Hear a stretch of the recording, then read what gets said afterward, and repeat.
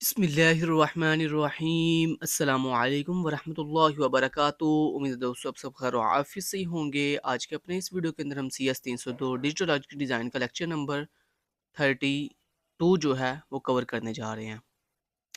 तो lecture number 32 के अंदर भी सेम वही कंसेप्ट है जो हमने लेक्चर नंबर 29, 30, 31 के अंदर कवर किया था। इसका मतलब ये है कि अगर आपने लेक्चर नंबर 29 अच्छे से कर लिया है तो आपका लेक्चर नंबर 29 भी कवर हो गया है, लेक्चर नंबर 30 भी कंप्लीट कवर हो गया है, लेक्चर नंबर 31 भी उससे कवर हो जाएगा और लेक्चर नंबर जो 32 है ये भी हाफ कवर हो जाएगा।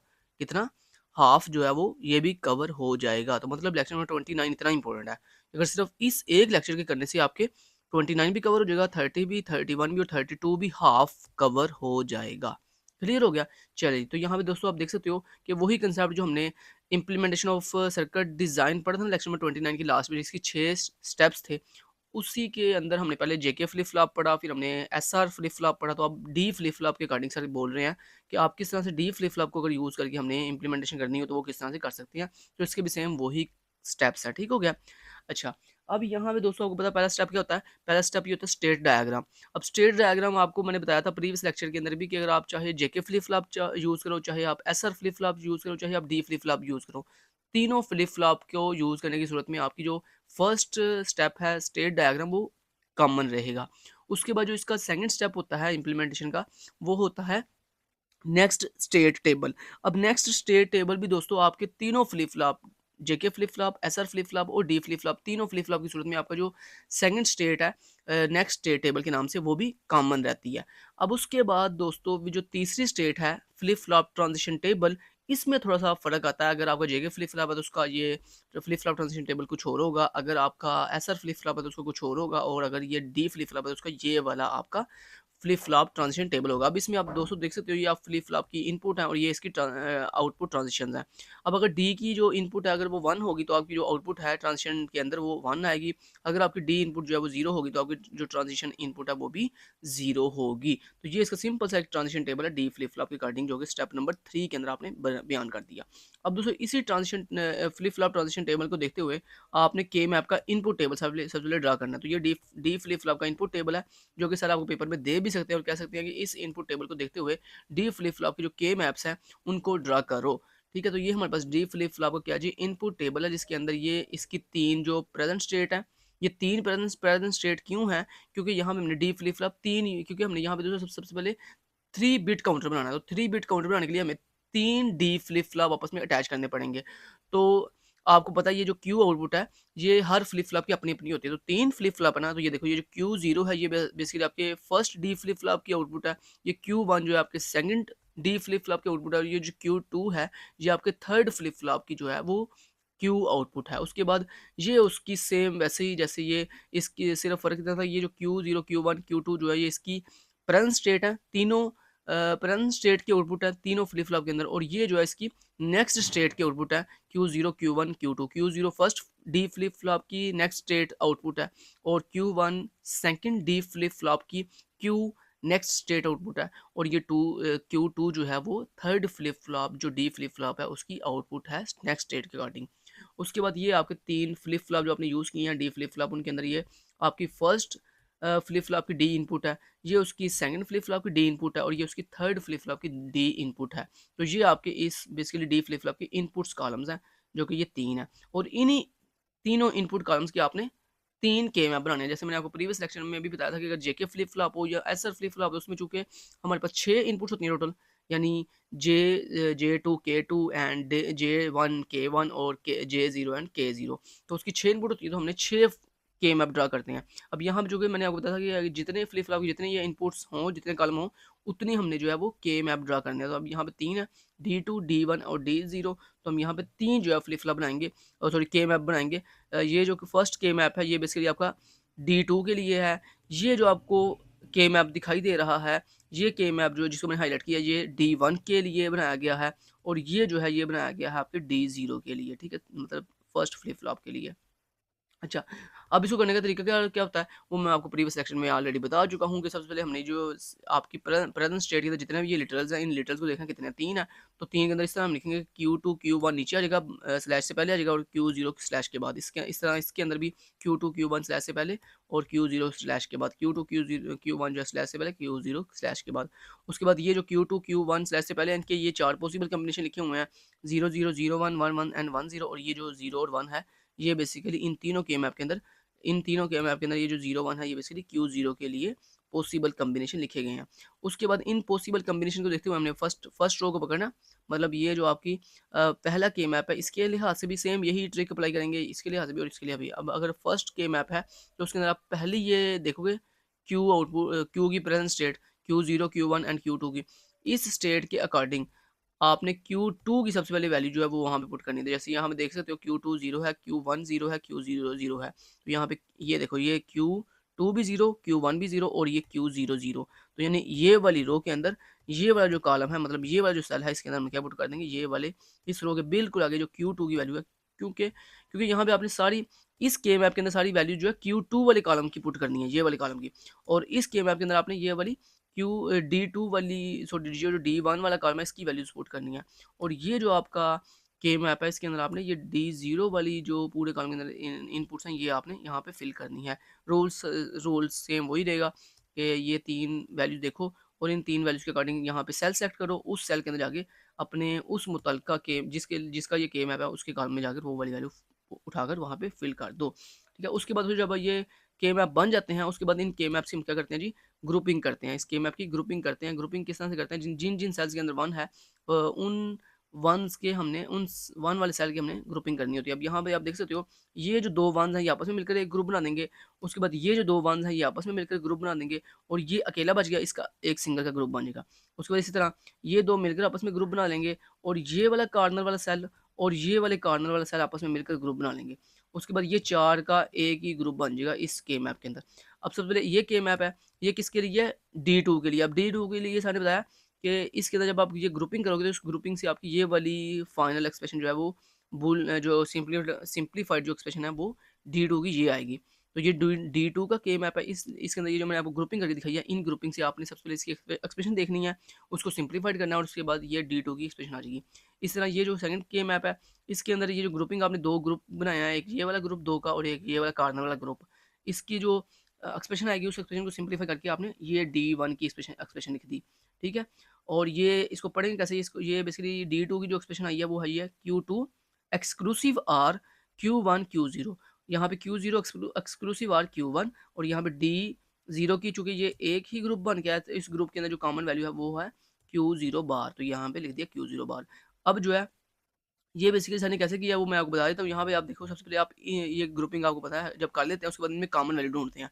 अब सबसे पहला ग्रुप ये वाला है, ये जो 2 वन्स का ग्रुप है। अब इन दोनों दोनों रोज़ के अंदर आपने देखना है Q2 और Q1 की कॉमन वैल्यू कौन-सी है। तो यहाँ पे मतलब Q2 या कॉमन है या Q1। तो यहाँ पे आप देख सकते हो, यहाँ पे Q1 2 की जो वैल्यू है वो भी 1 है, यहाँ पे भी 2 की वैल्यू 1 है। यहाँ पे Q1 की वैल्यू 1 है, यहाँ पे Q1 की वैल्यू 0 है, लिहाज़ा ये Q1 कॉमन नहीं है, लेकिन Q2 कॉमन है। अब Q2 की वैल्यू कॉमन है, लिहाज़ा हमने यहाँ पे लिख दिया Q2, और उसकी वैल्यू जो कि 1 कॉमन है, लिहाज़ा उसके ऊपर बार नहीं आएगा। उसके बाद अगर इसी ग्रुप के अंदर हम Q0 की वैल्यू देखें तो वो है जी 0। तो इसका मतलब है वो जो इस ग्रुप के अकॉर्डिंग Q0 की वैल्यू कॉमन है जो कि 0 है, तो लिहाज़ा Q1 0 आ जाएगा यहाँ पे, और उसके ऊपर आ जाएगा बार, क्योंकि उसकी 0 वाली वैल्यू कॉमन है।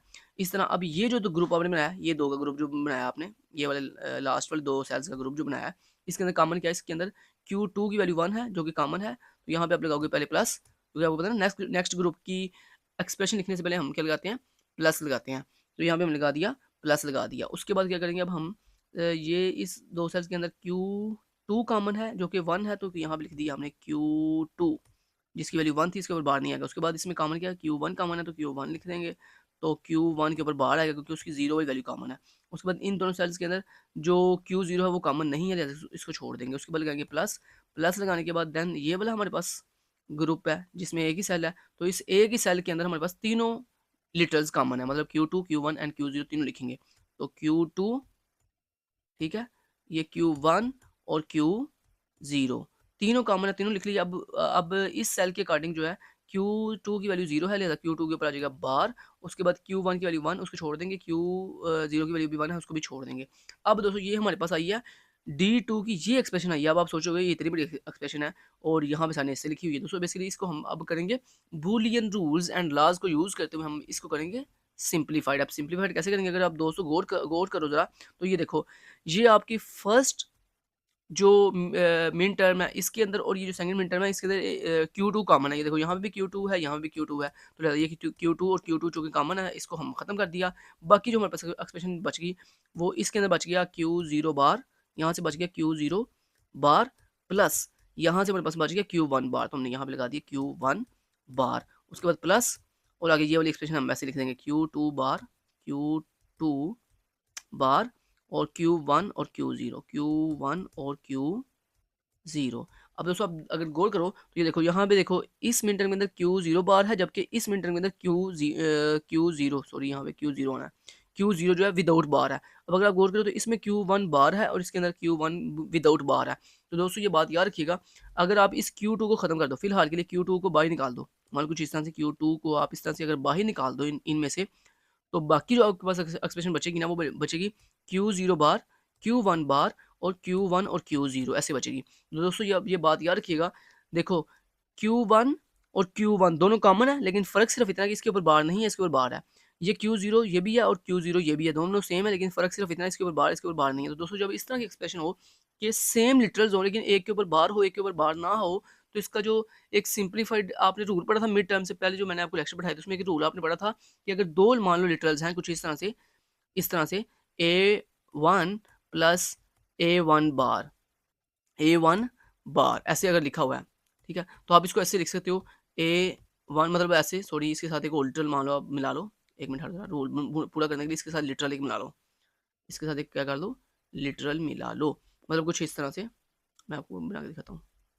ये देखो, मान लो अगर आपके पास कुछ इस तरह से लिखा हुआ है A1 और A0 प्लस A1 बार और A0 बार, अगर इस तरह से लिखा हुआ है तो दोस्तों आप इसको ऐसे लिख सकते हो A1 एक्सक्लूसिव आर A0 ऐसे लिख सकते हो। तो देखो देखो यहाँ पे भी सेम वही देखो चीज़ बन रही है कि यहाँ पे देखो सेम वही है, सिर्फ फ़र्क इतना है एक के ऊपर बार है, एक के ऊपर बार नहीं है। तो इसको हम कैसे लिखेंगे?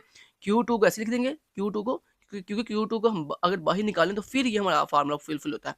तो हमने Q2 को दोस्तों बाहर निकाल लिया और उसके बाद एक्सक्लूसिव आर लगा कर हमने जो Q0 था और Q1 था उसको जो है ना वो Q1 और Q0 को ऐसे लिख दिया, Q0 को साइड पे लिख दिया। तो ये आप देख सकते हो, ये Q2 जो था उसके ऊपर चूँकि बार था, लिहाज़ा उस फार्मूले के अकॉर्डिंग जो है अगर बार हो तो उसको भी हम खत्म करके एक्सक्लूसिव आर लगा लेते हैं। तो ये आप देख सकते हो Q2 हमने बाहर निकाल लिया, उसके बाद एक्सक्लूसिव आर Q1 और Q0 फार्मूले के तहत।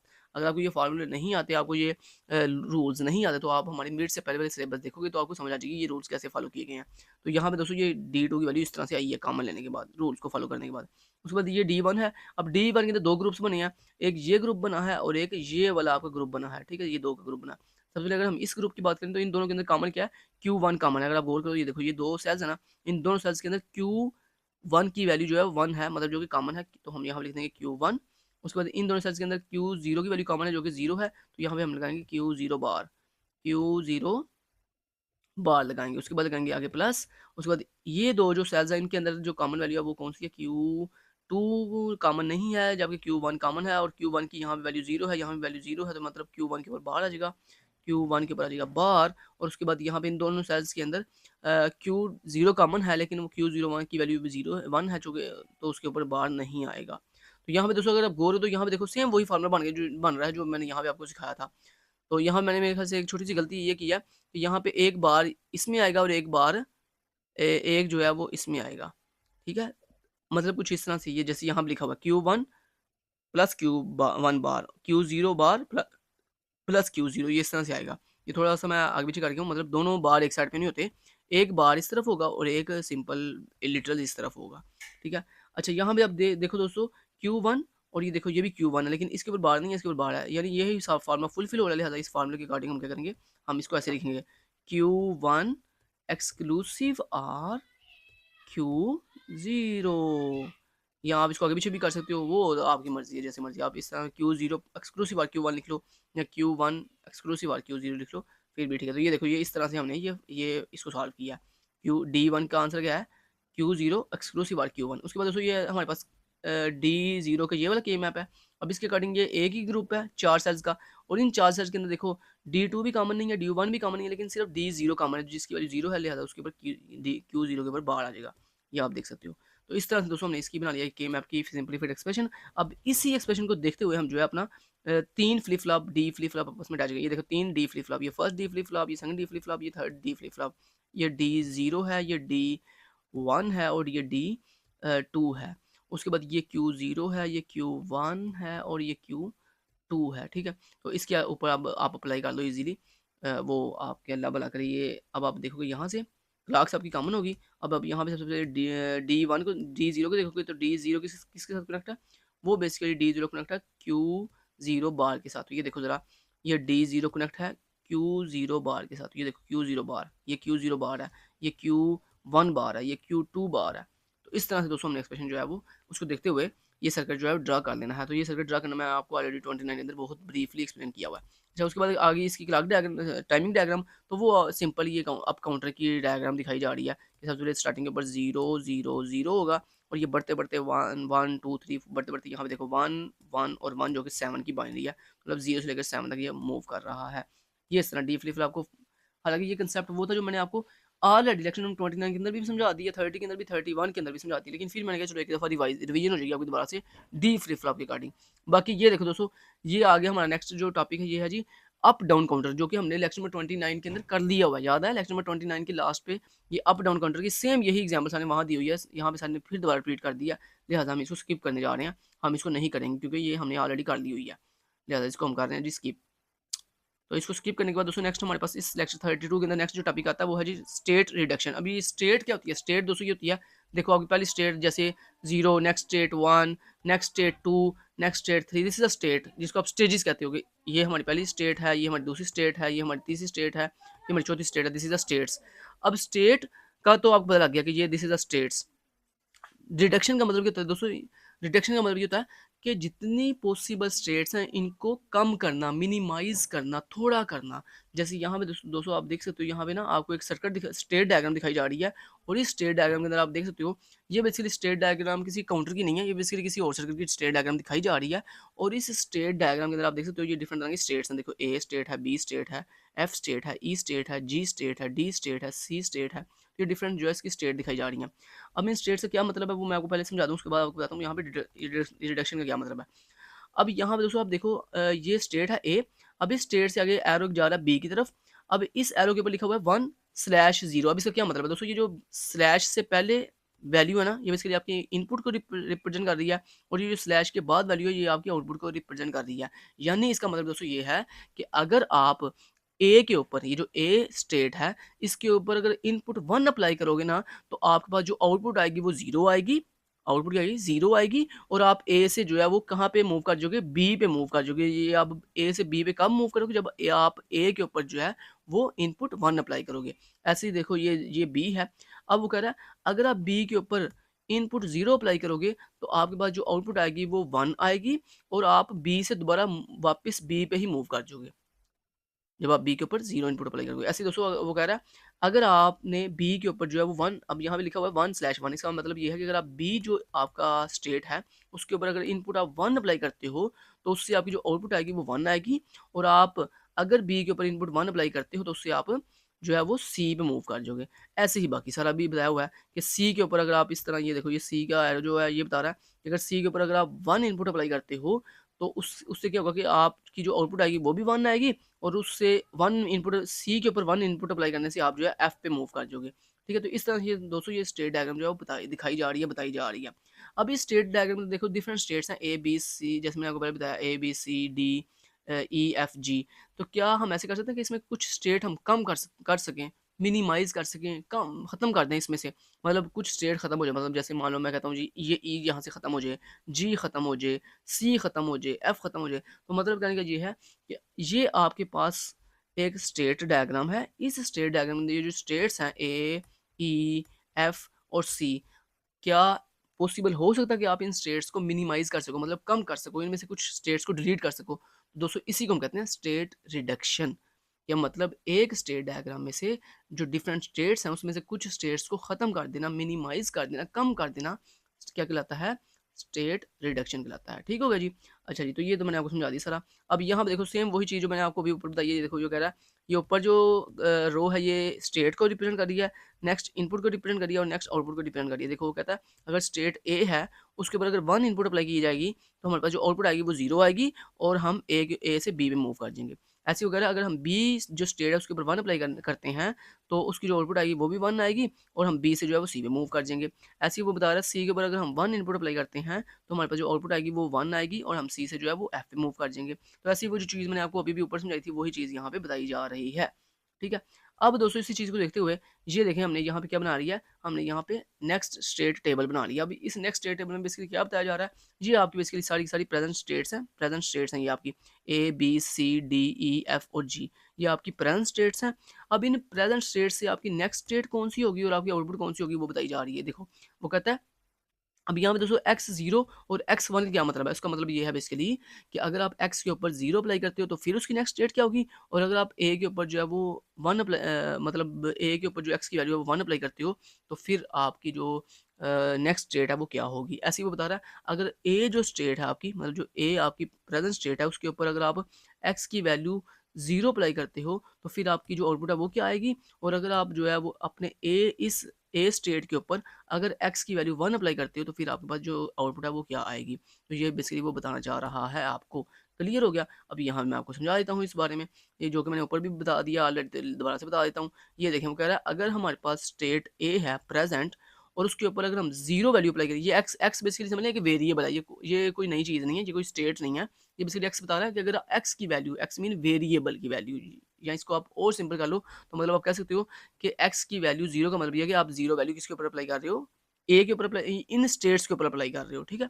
अच्छा वो कह रहा है अगर आप ए के ऊपर जो वैल्यू है मतलब जो x की वैल्यू है वो अगर 0 अप्लाई करते हो तो आपके पास जो नेक्स्ट स्टेट आएगी वो f आएगी और अगर आप ए के ऊपर जो वैल्यू है वो 1 अप्लाई करोगे तो आपके पास जो नेक्स्ट स्टेट आएगी वो बी आएगी। इसी तरह वो कह रहा है अगर आप अपना ये जो ए स्टेट है इसके ऊपर अगर 0 वैल्यू अप्लाई करोगे तो आपकी जो आउटपुट आएगी वो 0 आएगी। इसी तरह वो कह रहा है अगर आप ए इस स्टेट के ऊपर अगर 1 वैल्यू अप्लाई करोगे पुट करोगे तो आपके पास जो आउटपुट आएगी वो भी 0 आएगी। ऐसे ही एक और बता देता हूँ, यहाँ पे देखो कहता है अगर आपके पास डी स्टेट है और उस डी स्टेट के ऊपर आप इनपुट अगर 0 अप्लाई करोगे तो आपके पास जो नेक्स्ट स्टेट आएगी वो ई आएगी और अगर आप इसी करंट स्टेट डी के ऊपर अगर वैल्यू एक्स की 1 अप्लाई करोगे तो आपके पास जो नेक्स्ट स्टेट आएगी वो डी आएगी। ठीक है? इस तरह वो बता रहा है कि अगर इस डी स्टेट के ऊपर अगर आप अपनी एक्स की वैल्यू जो 0 है वो अप्लाई करते हो तो आपके पास जो आउटपुट आएगी वो 1 आएगी और अगर आप इसी डी स्टेट के ऊपर अगर आप एक्स की वैल्यू 1 अप्लाई करते हो तो उसके बाद उससे आपकी जो आउटपुट आएगी वो आपकी 0 आएगी। तो ये दोस्तों आपको बेसिकली नेक्स्ट स्टेट टेबल है जो आपको बड़ी अच्छे से मैंने समझा दिया है, बता दिया है।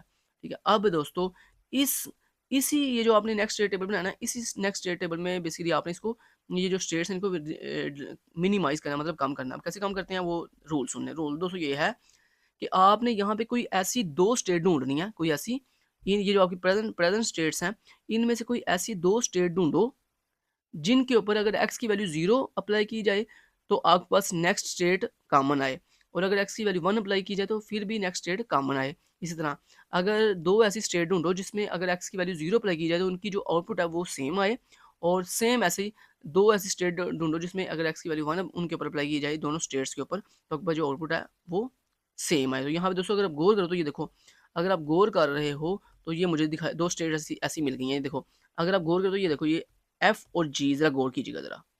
ये देखो, एफ और जी के ऊपर ज़रा गौर करो। देखो, जो एफ स्टेट है, उसके ऊपर अगर वैल्यू 0 अप्लाई करूँगा तो हमारे पास जो नेक्स्ट स्टेट आएगी वो भी डी आएगी और देखो जी के ऊपर भी अगर मैं वैल्यू एक्स की 0 अप्लाई करूँ तो मेरे पास नेक्स्ट स्टेट जो है सेम डी आती है।